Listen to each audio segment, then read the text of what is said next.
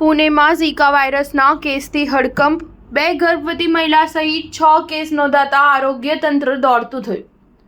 મહારાષ્ટ્રમાં ઝીકા વાયરસે ફરી માથું ઉંચક્યું છે. રાજ્યના પુણેમાં ઝીકા વાયરસ ફેલાઈ રહ્યો છે. શહેરમાં સંક્રમણના 6 કેસ નોંધાતા તંત્ર દોડતું થયું છે.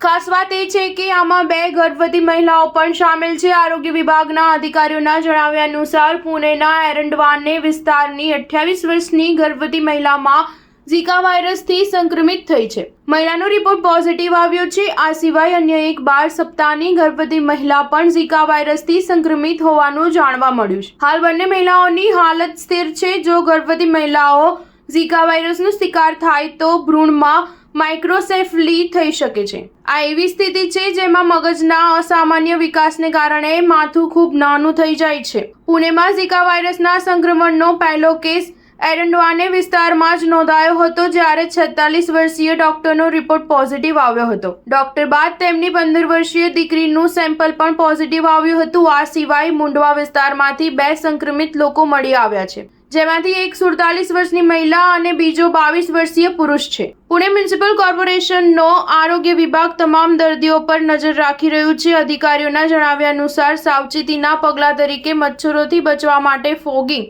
અને ફ્યુમિગેશન જેવા પગલાં લેવામાં આવી રહ્યા છે. નોંધનીય છે કે ઝીકા વાયરસ સંક્રમિત એડિસ મચ્છરના કરડવાથી ફેલાય છે. આ મચ્છર ડેન્ગ્યુ અને ચિકનગુનિયા જેવા વાયરસ ફેલાવવા માટે પણ જાણીતું છે. આ વાયરસની ઓળખ સૌપ્રથમ 1947માં યુગાન્ડામાં થઈ હતી. સ્ટાર ન્યૂઝ 7 હંમેશા સચ્ચાઈની સાથે.